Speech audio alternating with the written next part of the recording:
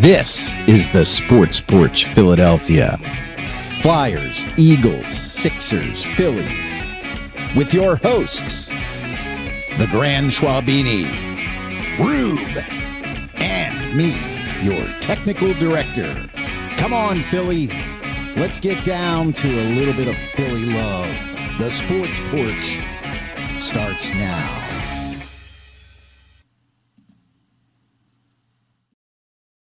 Yes, it's that time. It's the Philadelphia Sports Porch here all over the world on Facebook, YouTube, X.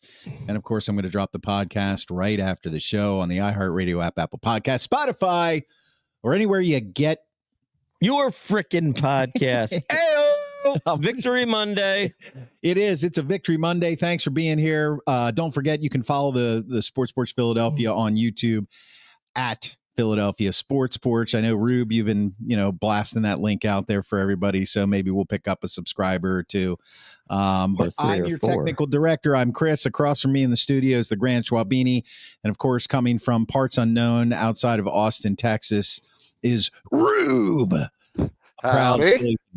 What's up, howdy, Rube? Howdy. How was your weekend? Do you feel good now? I feel terrific. Is there any Negadelphia left in you at all? Actually, Negadelphia has transferred over to me. Has it? Oh, okay. Well, we'll get to that. So what do we do here? Well, of course, we talk about Philadelphia sports, and this has been an exciting week, and it's really an exciting week coming up for all kinds of different reasons. But page one tonight, we're going to talk about the Eagles. They ran past the Rams, of course, the good, the bad, the ugly. Page two, wouldn't you know it, they're hosting the NFC Championship against the Washington Commanders, formerly known as Redskins. Boy, I mean, when was the last time they were relevant? Seriously. It all changes now. 1991, to be exact. Okay. Page three, the Flyers are rolling. Michkov is scoring goals again. We have highlights from both of these games, the championship or the divisional game and the latest Michkov score. And then we're going to do a mashup, which will be page four. And I got a feeling we're going to be talking a little college football, maybe some other things, maybe school delays. Yeah. How chilly it is in Austin, Texas right now. Yeah. Rube is freezing. So let's move on. Let's move on to page one right away, right now. The Eagles won past the Rams. What's the good, the bad, and the ugly? Obviously, we know they beat the Rams 28-22 yesterday to move on to the NFC Championship game, one step closer to the big game. Who do you want to start, Schwaber? We can let Rube take it. Good, bad, and ugly. Yeah, let's go with Rube. Rube, what's your good from this win? So I never got the rules when I joined you guys on the Sports Porch. Is it my top one good, or do I get to give a few goods? No, what would you like me to share with the audience? It's a top one, and then after we each give one good, then we can circle back and give another or two. Yeah. I'll tell you what. My good is this. I think Mr. Burks held his own in the middle, and I was worried about that coming into the game with Nakobe being out. 6 tackles, a deflection, some of those tackles key that could have been big screen runs. I'm going to give Mr. Oren Burks my good of the week. I have to say that's a shocking good with the ones you had to choose from. Yeah. I have so many, but I was just going to take one that I knew you guys wouldn't talk about, and I want to give the guy props. Well, that's unusual for Rube to have so many. It's called Posidelphia right here, boys. Posidelphia. Yes. Okay, Grant Schwabini, what's your good? Well, I'm going to leave you the easy one. Okay. But I think this one, it was a tie between the one that you're going to mention, and I'm going to give my game ball to Jalen Carter. Mm-hmm. Jalen Carter was an absolute force. Yeah. He saved the season. It was 3rd and 2 at the 13-yard line, and it wasn't looking good. And he just completely threw his man out of the way, got a big sack, turned it into like a 4th and 15. And then on the next play, went in, pressured Stafford, forced him to throw it early, overthrew it, game over. Plus, he also punched out the ball of Kyron Williams, which the Eagles recovered and ran down to set up a field goal. So he was, it was absolutely his best game as an Eagle, and everything you thought when you said this guy, could be, a game-changing, difference maker, Pro Bowl type player, and he definitely showed up yesterday and saved the season. Yeah. So I think, and remember the Eagles, last year took a little bit of flack for picking him, and turns out they were right. So, well, just because of the off the field issues, right? Issues, of course. But wow, my good. If I have to pick one, my good was the defense, and I know I'm surprised you. Okay. Well, yeah. I mean, you thought I was going to say Saquon Barkley in the running game. I know. Hey guys, let's all say it together real quick. Saquon Barkley was as good. Saquon Barkley, the difference maker. Yeah, we'll hear your defense. Well, the reason that I'm going with the defense is because when the season began, or before the season began, and they signed Saquon Barkley, I said he would be the difference maker. He's what they needed. Now, I wasn't alone saying that. But in my opinion, that was the big thing. Right. That was what they lacked, was the home run hitter to take all of the pressure off of Jalen Hurts in getting the ball downfield, and also having to run, because they didn't really have, I mean, let's face it, they didn't have a real running back. Yeah, they had so-so guys. They had so-so guys. Right. So, so he did what I expected him to do, not almost, 200 yards rushing, but he ran the ball well. He was the difference maker on offense. But the defense, without Nakobe Dean, Oren Burks, Jalen Carter, a beast, they came up big. And no, they didn't intercept Stafford. And yes, he did throw for 324 yards with 2 touchdowns. But the bottom line is, when they needed the big play, they got the big play. Kyron Williams ran for 100 yards, but he didn't have any scores. He ran 19 times for 100 yards. So if you look at that, you go, wow, the Rams could have won that game, but they didn't, because the defense stepped up exactly when it needed to do, and they disrupted that Rams offense that was driving. That's true. And it also was really a complete step up in the second half. They got 2 turnovers in the second half. Yeah. So every time it seemed like there was momentum for the Lions, that's, I'm thinking Stafford, for the Rams, Eagles come back at a turnover. So yeah.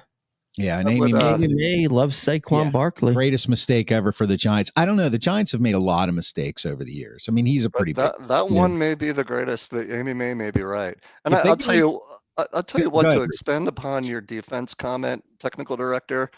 The other thing that I noticed is that we're getting production out of guys like Ojomo, Jalix Hunt, right? The other guy from Georgia, why is his name escaping me? Nolan Smith. Yeah. Nolan Smith is on a tear. So it gives me a great confidence to know that up and down our defensive line, we're getting contributions at the right time of year. But you don't see, like, this Huff character. Is he even playing anymore? You know what? He was active yesterday, and he didn't get a snap. Which is funny. I mean, the bottom line, though, is, you know what? I'm fine with that, though. Like, look, I mean, Howie Roseman made about 10 fantastic moves in the offseason, and he blew it on one. And instead of trying to justify his contract, Vic Fangio says, you're not good enough, you don't play. Yeah. Simple as that. Yeah. Yeah. So really good. Yes. Really good to see the depth, right? Even when Quinyon went out, I think Isaiah Rodgers acquitted himself pretty well. Wish he would have picked that 50-50 ball. But, he looked good. Did he get hurt? Do we know injury status of Quinyon or Isaiah? I was just about to ask that question. Yeah. Isaiah Rodgers, nothing. It was just a cramp. Okay. Quinyon Mitchell, they said that nothing serious. He should be fine to play next week. And they said with Jalen, they expect him to play next week, but they didn't say anything. So what they're thinking is maybe it's an MCL sprain, but it's certainly not torn or anything like that. Yes. So my bad's going to be kind of. You're starting off the bad. No. I'm just saying. I'm warning you. Negadelphia. Wow. I mean, we're going right to the bad. we're doing good, bad, and ugly. I mean, first I got to get the score up there, 28-22. I forgot to put that up. Saquon Barkley, 26 rushing attempts for 205 yards, averaging 7.9 yards with 2 touchdowns. I mean, if you're going to rush for 200 yards and score 2 touchdowns, your team better win the game. They better. I mean, Rube, the bad, any bad at all? I think the bad for me, if I look holistically at that game, is we left, in my calculation, at least 14 points on the field. The 2 missed extra points could have ended our season. 1, 2, the drop by AJ on the 2-yard line turned into 3, not 6. And I can count probably 2, maybe 3 times when we got inside what I would call the other team's 35-yard line, and we got no points, and we took sacks and bad penalties. And the penalty on the tush push. Should have won this game by multiple touchdowns. To me, that's the bad. You can't do that against great teams. By the way, you might not have heard this. The NFL agreed with this. The false start on Lane Johnson was a bad call. And it was interesting what actually happened to cause Lane Johnson to false start. The Rams went hike, hike, hike. And obviously he thought it was Jalen Hurts and started moving. You're not allowed to do that. It's against the rules. Yeah. But the refs didn't catch it. That'd be pretty hard to catch. I mean, there's a lot going on. It's a loud crowd. Right, you don't know who's saying what. I mean, I can't necessarily fault the refs for that. So you're bad. So Rube, in old Rube terms, gives you 3 bads. No. We left points on the board, and these are the points we left on the board. 1 with 3 parts. Yes, you're right. You're right. Okay. I'm gonna say I'm gonna make my bad Jake Elliott. The only reason why I'm not giving him an ugly is because he did hit the field goals, which is befuddling to me. I don't understand how he's making field goals in an absolute blizzard from further away, and he can't kick the goddamn extra points through. Right. Yeah. It makes no freaking sense. I mean, and it's almost like, there's a part of me that just says, geez, just let's find the best kicker on the market right now.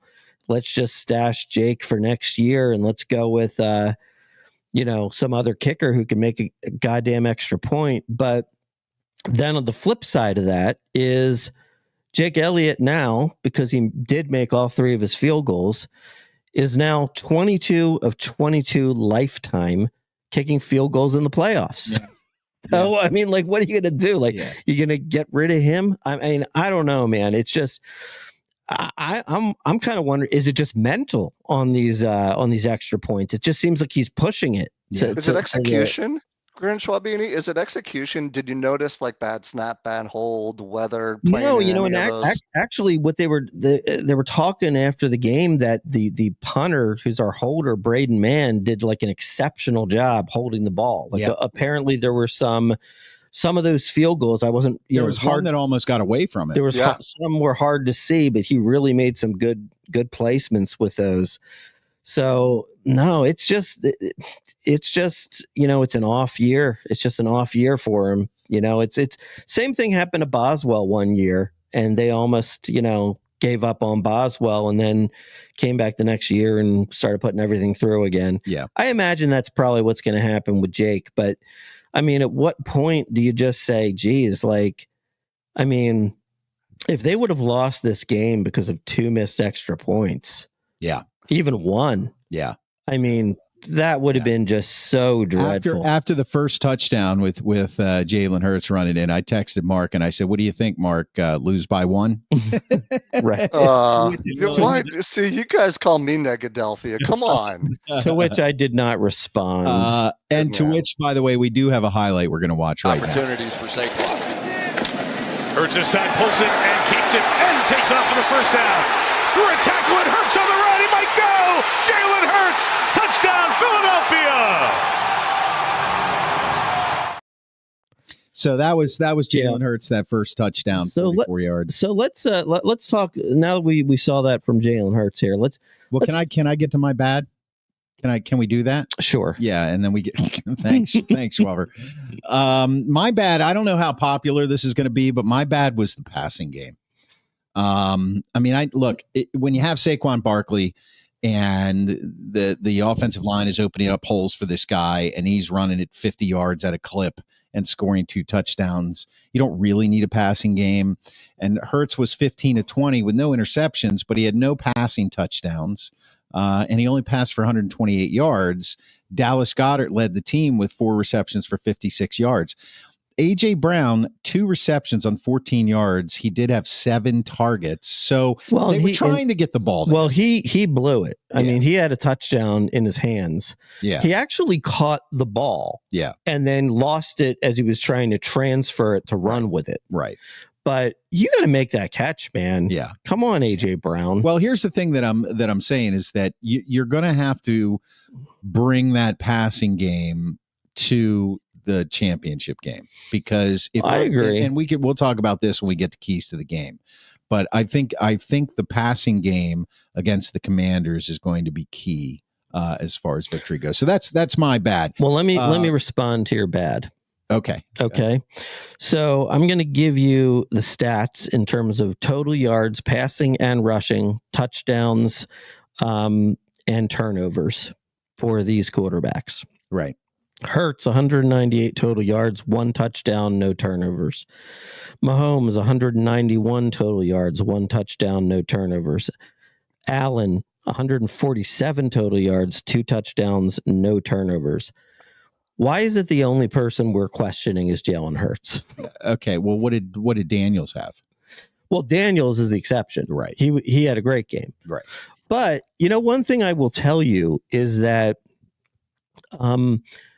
one of the things I think that I've kind of learned, and I think Jalen Hurts has kind of learned, from losing the Super Bowl and balling out and having the best quarterback rating ever in the history of the Super Bowl, 350 yards and 3 touchdowns and no interceptions, and losing. And in that game, I don't know exactly what it was. It was something like Mahomes had 150 yards, but and like 2 touchdowns and no interceptions, right? And I think that what Jalen is kind of doing at times, and I don't know that it's really all that bad. Sometimes people are saying, okay, he's not confident, he's not pulling the trigger. But at the same time, I'm kind of okay with him taking sacks without fumbling if it just means we don't turn the ball over. All 4 teams that are in the Final Four, all 4 of them have had no turnovers in the postseason. Yeah, it is huge. And you think about, I was watching the game yesterday, and Lemmer was screaming because Hurts took a sack or 2 when he was rolling out. But if you watch, he had no one open. The play that they were going to, the little kind of bootleg, roll to the left, it wasn't open 2 or 3 times, and he took a sack. Now, I would like to see him get rid of that ball and out of bounds. He's got to have a good enough arm to be able to do that and make that decision. But right. I agree. 0 turnovers should have been the first good we had in our good, bad, and ugly. There were just so many other good things to talk about. Okay, Rube, so you're ugly. I think the red zone offense for me was ugly. Too many penalties, taking too many sacks, moving us out of point opportunities. Grant Schwabini? I'm going to say the bad was Kellen Moore. You mean the ugly? The ugly. Yeah. I'm going to say Kellen Moore and play calling. I thought the play calling was atrocious yesterday. Like 2 in particular. Your quarterback just spends 5 minutes in the medical tent with a knee issue, comes back in with a brace. You've got the ball on the 2-yard line, and you hand it off to Saquon Barkley, and he gets like 5 yards, and it's like 2nd and 5 from the 7. And you have Jalen throwing the ball out of the end zone on the next play, which ended up in being a safety. I mean, now granted, the player on the Rams made a nice move, and it was a poor play by Cam Jurgens. It didn't block him, but seriously, like, what are we thinking there? What in the world are you doing? We need room. You can't have your guy with the bad knee running around in the end zone. I mean, that makes no sense. And there were other plays like that as well. Like, so, when we're at the point of the game where it's like the Eagles either get a first down and the game's over, or we're going to have to kick it away. We're going to have to kick it away to the Rams and give them one last chance to win the game. I mean, the second down play on a 2nd and 7 is not a run to Saquon Barkley. I mean, did he not watch the 62 and the 78-yard touchdown runs? I mean, again, your guy with the bad knee, we're going to roll him out, naked bootleg.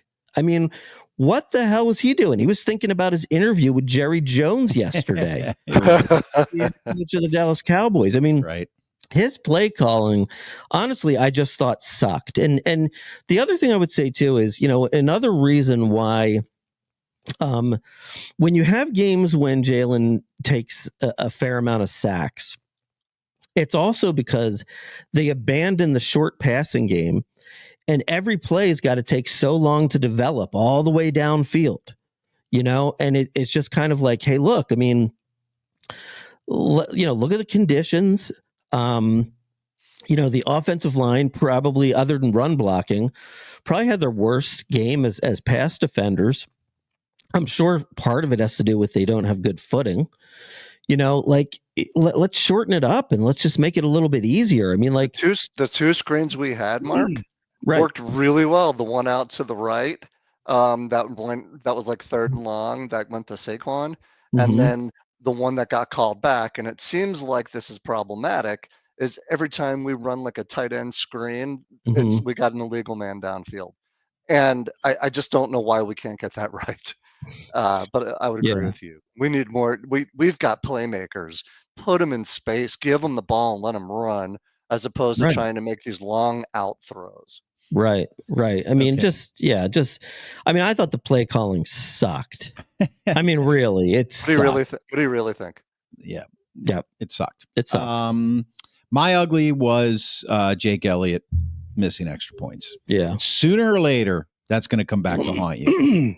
Sooner or later, it's going to make a difference. Now, you hope not. Do I think he's going to miss extra points in the next game?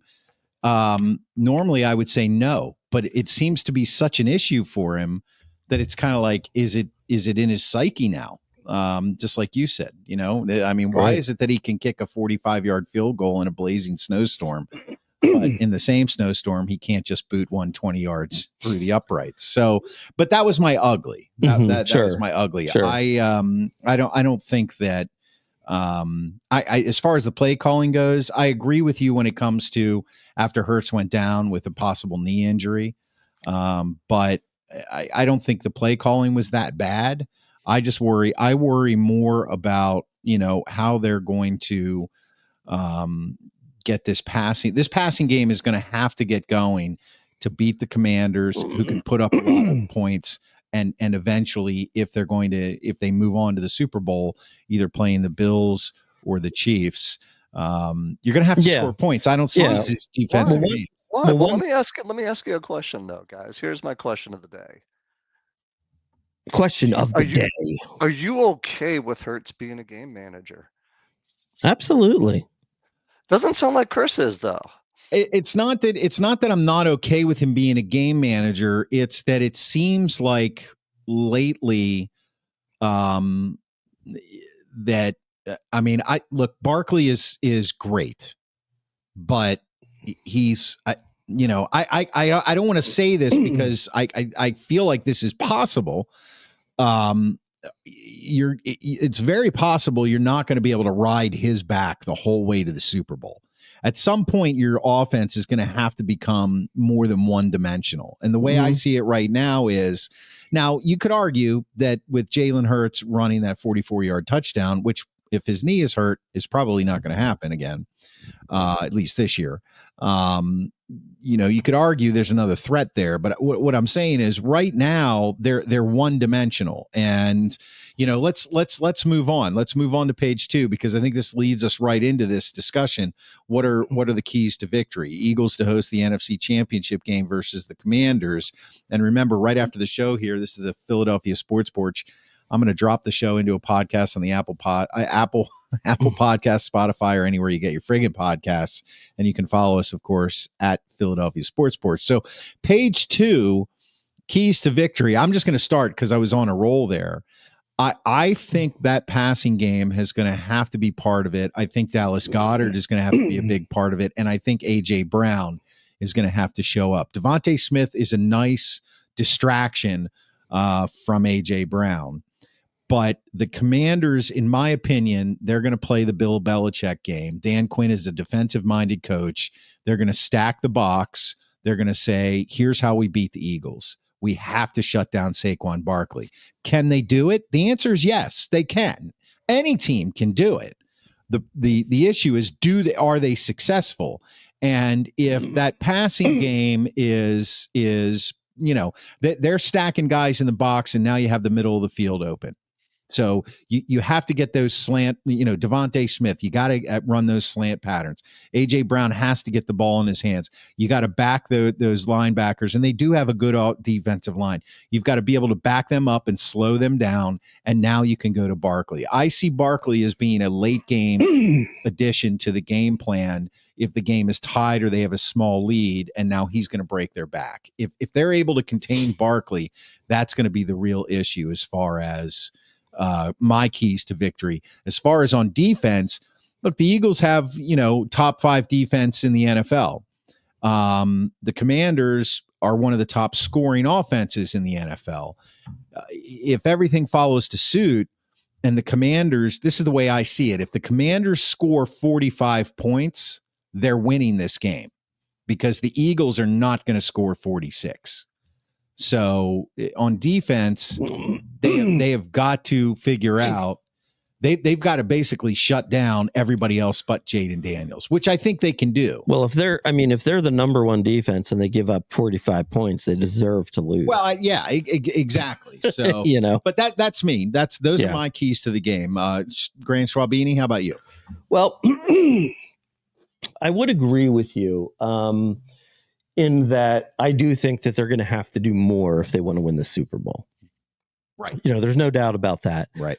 The only thing that sort of gives me a sense of a little bit of calm is that I like the fact that the Eagles won 2 games that they absolutely could have lost. Yeah. I mean, bottom line, even though they're wins and you got to appreciate a playoff win, I would venture to say they did not play well in either game. Okay. They did not play well, but they still found a way to win, which I'm hoping leads to they got to play their 2 best games of the season. And if they do that, they will win it all. They basically need to do what they did to the Steelers and do what they did to the Ravens, back-to-back weeks. That's what they need to do. Can they do that? Yes. Will they do that? We'll see. I don't know. I don't know how limited Jalen Hurts is going to be with the knee. That's an issue if he is limited. But I think in this game, what you got to do, and I do realize that Jaden Daniels was a little bit nicked up himself the first time the Eagles played, but the first time the Eagles and the Commanders played, they kept Jaden Daniels in check really well. And I think what you have to do with Jaden Daniels is it's the same approach when you're playing Michael Vick. You have to do the mush rush. You can't let Jaden Daniels get outside, because that's when he makes things happen. And I'll tell you what, it's amazing. Like every time you see it, it's like the cornerback goes in as he makes a fake and then he just runs right around him. Like if you can hold that corner there or hold that defensive end there And, then you have a better chance of stopping him half of those plays. And that's essentially what you have to do. It doesn't do you any good really to blitz him, because if you blitz him, he's usually, getting past the guy that's coming in, and then he's got 10 yards in front of him where he's going to run. Believe it or not, it's probably better. I mean, look, you're going to want to bring pressure here and there to mix it up, but you're probably better off just playing good zone. And, and if you do that, maybe you get some picks, maybe finally Jaden Daniels, finally realizes that, he's a rookie. And I mean, he hasn't yet, but, look, he's a great player, and you got to respect that. But at the same time, look, they handled him in Philly before. And that's what you got to do. Now, remember last game where he destroyed the Eagles in the second half, CJ was out of the game because he was talking smack. He's obviously a huge part of the defense. If he stays on the field, maybe we have better results. So we'll see. But, again, Quentin Mitchell, he's huge for us. I mean, he's a rookie, but he's a shutdown corner. And, if he's not out there 100% on McLaren, that could be an issue too. Yeah. So there's a lot of who knows going on in this game. But I think the main thing is keep Jaden Daniels from winning with his legs. Yeah, I'll tell you though, he's a great passer too. I know when he has people in his face, he drops dimes like nobody. I mean, the one pass to De'Ami Brown yesterday or 2 days ago, he had somebody literally he was falling backwards with a hand in his face, and he put it right there. Yeah. I don't know how the guy does it, but it's not going to work every time. And all of a sudden, De'Ami Brown has emerged. All of a sudden he's good. Who the hell was he? I just started paying attention to him. So technical director says, "Don't let him score 45." Good thinking. And the Grand Trabini says, "Don't let Jaden Daniels beat you." Okay, my turn. In terms of key to the game, I've seen the same thing against Washington, and then the Rams finally figured it out yesterday. Go no huddle. Go fast offense. Don't let us exchange our defensive line or change out and substitute. And we seem to have trouble with that. So my key to the game, although obviously we need to do whatever we need to do on Daniels. He is for real, and he scares the hell out of me for the next 15 years as an Eagles fan. However, to win next week, A, on offense, no turnovers. B, on defense, figure out how do we interrupt their offensive rhythm. Because they're going to see on film that they were able to take advantage of us again without GJ in the game, and then they saw what the Rams were able to do yesterday on no huddle up tempo offense. So we have to figure out a way to combat that. If we can do that, that's a really good point, Rube. I'll add one more thing: play ball control and keep Jaden Daniels off the field. Yeah, Yeah, and that speaks to the running game. So there you go with Barkley. Stupid Barkley scoring too fast yesterday. Yeah, Barkley, you can't score too fast. Just 20. He should have slid down. Yeah. Well, and that is the one thing that the Commanders' defense is they play hard, they bend, they don't break, they come up with big plays when they need to. But the bottom line is they're not great. No, they're not. They're very susceptible to the run. Yeah. Once you get past that defensive line, there's holes all over the place. Yeah, I mean, they gave up 31 points, and the Lions were horrible. Yeah, well, and the Lions ran for I think over 200 yards against them. It was damn close to 200, if not. But it was that bend don't break kind of defense and come up with the big play when you need the big play. That's why what I'm saying is they're gonna. If I'm the Commanders, I'm stacking that line and I'm shutting Barkley down as quickly as possible. But you have to commit to that. But they got to get that passing game going so they can loosen that up a little bit. And once they loosen it up, the Commanders are not going to be able to keep up with them. I love Amy May. Maybe we should go here now. Sounds like the technical director is a Commanders fan again. No, He's not. I am a recovering Redskins fan. I'm saying that on a Philly show. Sorry, Yep. guys. Well, that's why we let you on the show, because you're not a fan anymore. And you proved it this weekend. Yeah. By having no interest in the game, the Commanders and the Lions. No, I had interest. It was slight interest. It was slight interest. It just wasn't urgent interest. For those of you at home who don't understand, he does have a job where he has to work on the weekends. But that being said, a week ago, he said to me, I may call out sick to watch the game, or I may leave early to watch the game. I did say that. And he did neither, because he did not prioritize the game. When he got home, he was so exhausted from work, he said, I'm just going to bed. Yeah. That's not a Commanders fan. That's true. So what I want to understand there, Mark, is Yeah. how do you leave earlier calling sick into being a pimp? What? Rube just called me a pimp. A pimp. He just said I'm a pimp. A pimp. You know, he has to work weekends. Yeah, you know, no one knows what that really means. Right. He's got a feather boa somewhere behind the counter back there. He's protecting his ladies. I got to be there for my girls. Rube. I got to be there for my girls. All right, noted. Technical director. What can I say? It's a tough job, but somebody's got to do it. Let's see. A couple people have made some comments. Steve, we're probably mad we're ignoring him here. Commanders live and die by the big pass. No plays over 20 yards. Philly wins. I hear what he's saying, but I respectfully disagree.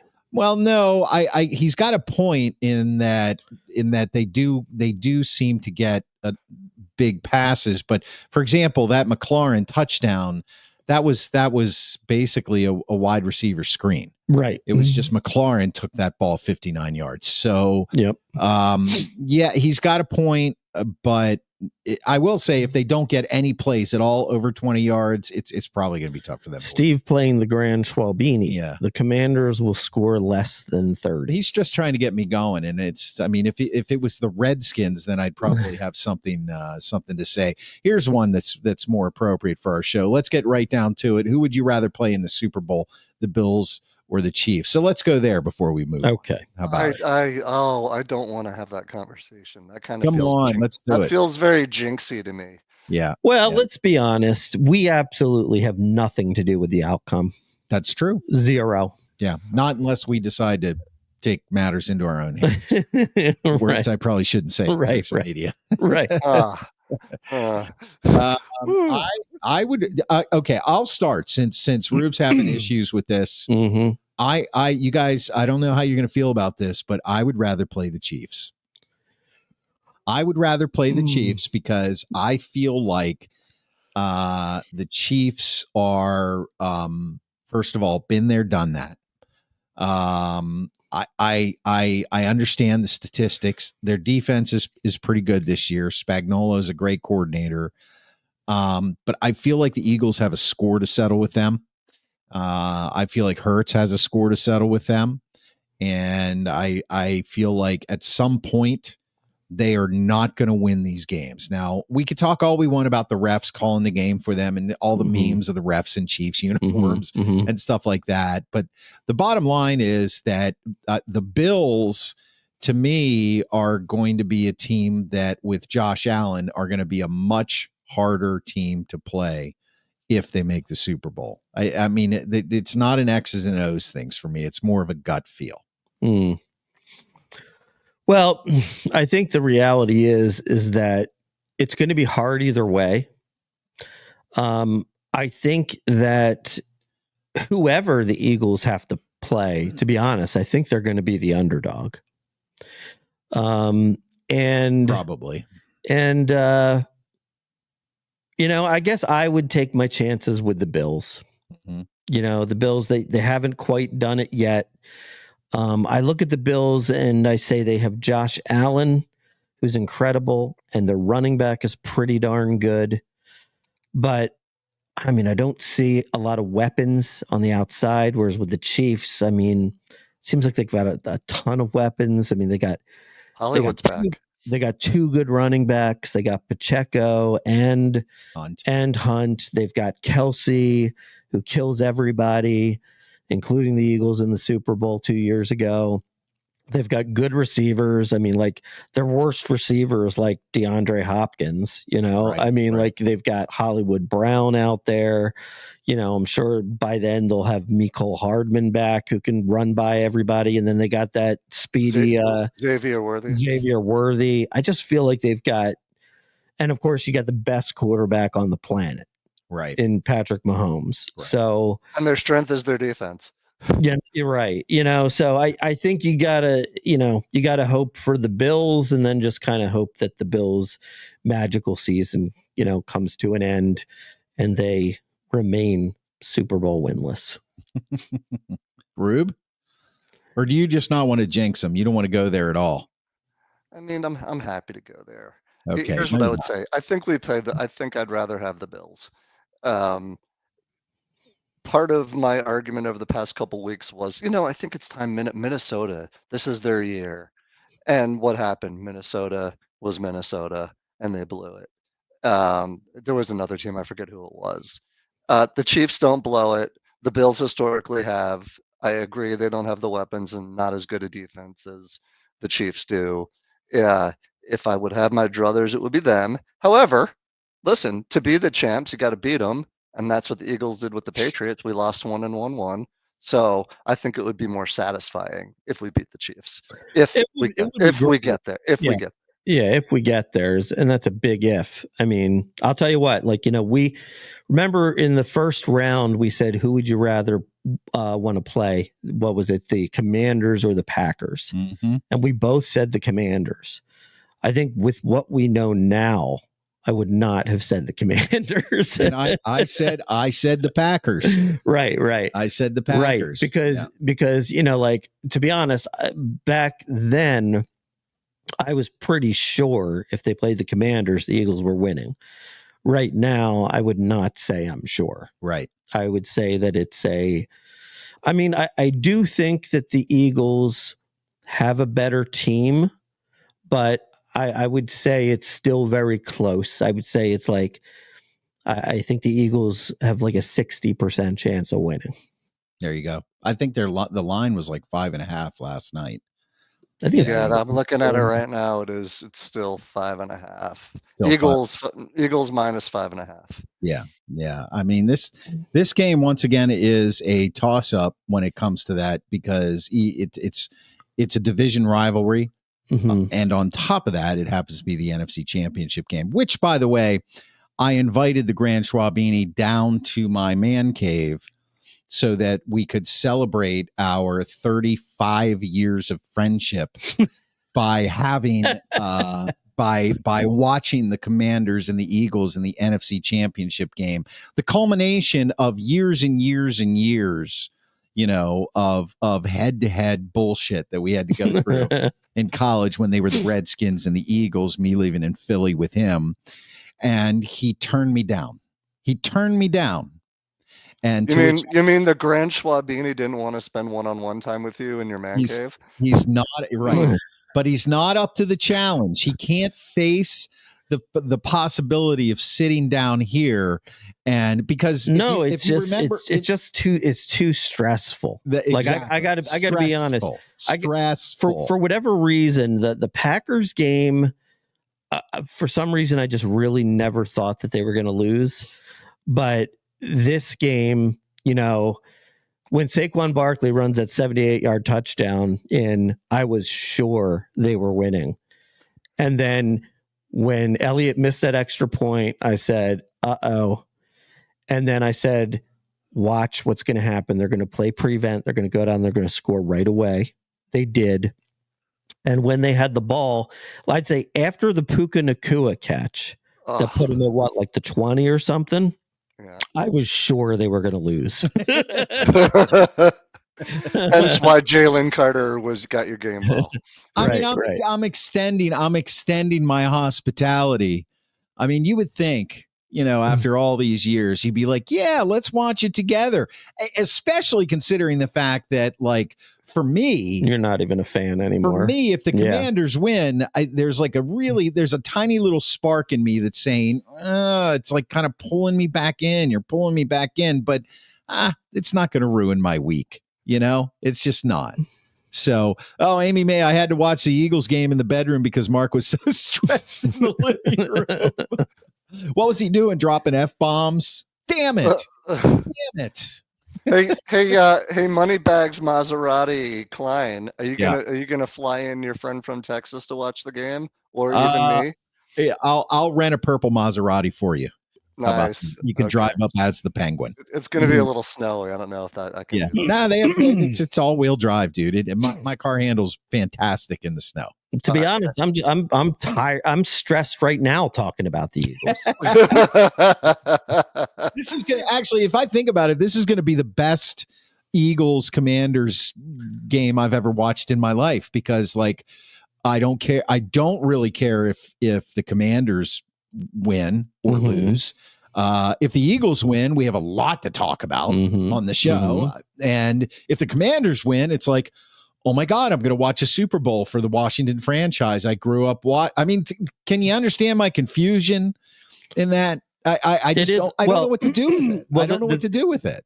The thing that's actually crazy is if the Washington Commanders were to win the Super Bowl, okay, then you never have an excuse beyond having a 1-year plan.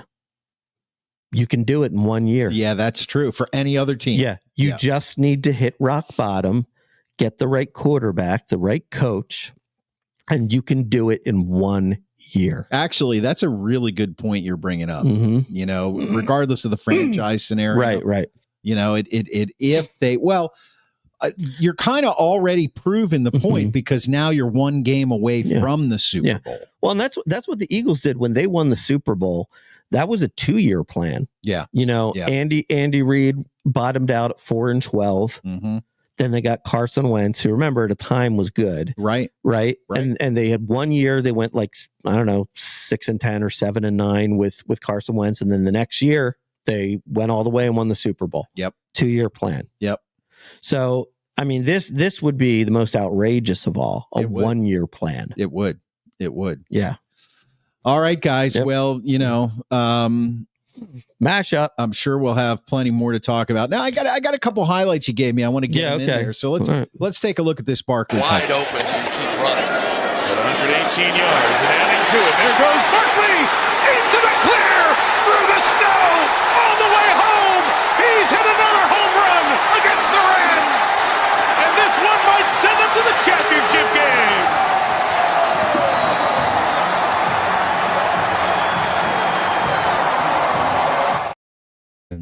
And then, of course, you have Jalen Carter finished up to the bottom, Nakua to the top. 3rd and 2. Stafford in trouble. He's sacked. Brought down by Jalen Carter. 4th down, final minute clock running. Gotta have it. Philadelphia. All right, so those were the highlights from the game. We look forward to this championship game on Sunday night. I will be watching it with my 2 sons, though, so there you go. That's kind of sweet. Keep it a family. The last time I watched Washington in a championship game was 1991 with my father. So look, Amy May getting in. This should be on the other show, but the Steelers need to do a 1-year plan, but are too dumb and have to get to 500 for Mike Tomlin. Yeah, we'll be talking about that in a few minutes, Amy. We'll be talking about that in a few minutes. So you're watching the Sports Philadelphia all over the world on Facebook, YouTube, and X. And, of course, you can follow the podcast because I'm going to drop it right after the show on the iHeartRadio app, Apple Podcast, Spotify, or anywhere you get your friggin' podcasts. There you go. Thank you, Ruben. Follow our YouTube channel. I was getting ready to do something else. I was going to say, are we ready to go to Mother Russia? There you go. Page 3. Flyers are rolling as Michkov Madness is back. And here's the play Stephen Mason makes. Mercer pursues here. Comes behind. Pass Cotter all the way around to Luke Hughes.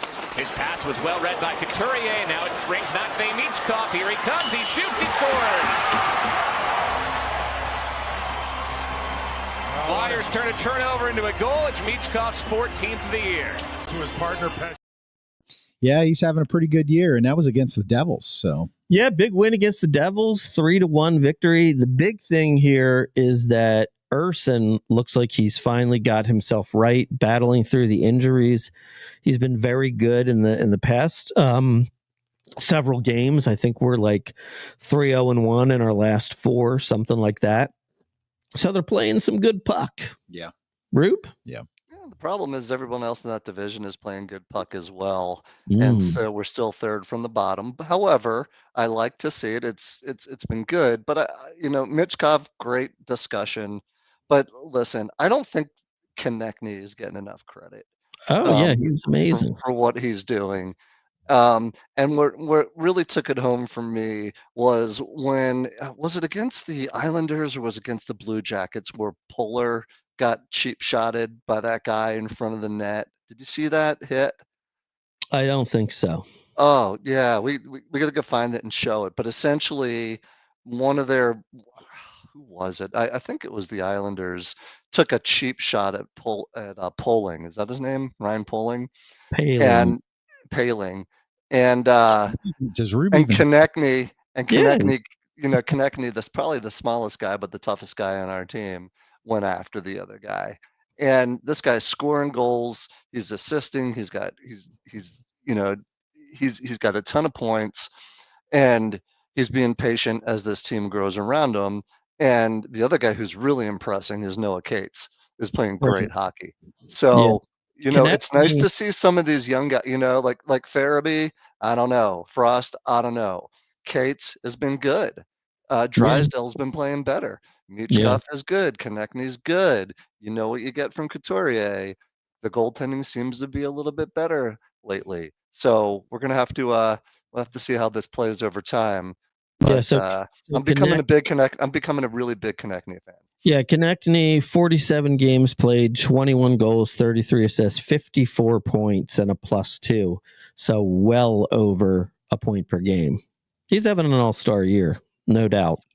Yes. And, I mean, it'll be interesting to see what they do. Yeah, Noah Cates, he's been playing great. I mean, the only thing about him is, like, let's be honest. I mean, he's like, he could be the best 4th-line center in the league. You know what I mean? But it's like, that's still not going to, get you very far. That'd be impossible because he's a left winger. However, he plays some center. Give me Noah Cates. He's playing great hockey. All right. So last couple minutes here. Page 4, mashup, anything goes. What do you guys want to talk about? You want to do college football championship preview, Notre Dame versus Ohio State? Notre Dame versus Ohio State. Rube, give me Ohio State. I can't ever. Rooting for Notre Dame would be like rooting for the Cowboys for me. I can't do it. Yeah, and me too. I think Ohio State's been the most dominant team in the playoffs and has an us versus them mentality going for their coach and is talented on both lines and across the offense and defense. They should win this game. I think Ohio State will win the game. Sure, I do. Bottom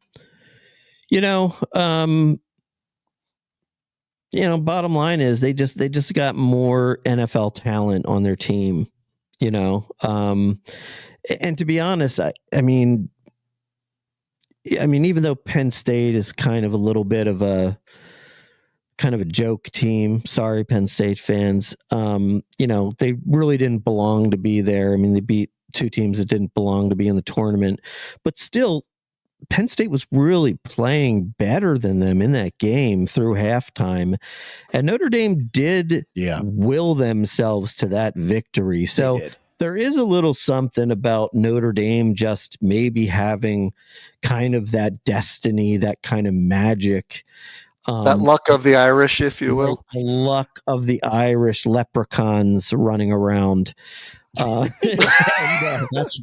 it is. As an Irishman, I can speak to that. It's definitely the leprechauns. Touchdown Jesus, Right. And is he any relation to hockey Jesus? No. Well, distant cousin. Probably. Yeah, distant cousin. But yeah, I mean, I will say this, though. I mean, I do think that the Notre Dame coach is probably a little bit of a coaching advantage over Ryan Day. Not that Ryan Day is a bad coach by any means. He's a fantastic coach, but he has dropped the ball in the biggest of games all throughout his career. So he either silences that tonight, or the Irish will be singing and dancing and drinking green beer all night. I love that. So what is your pick, Grant Schwabini?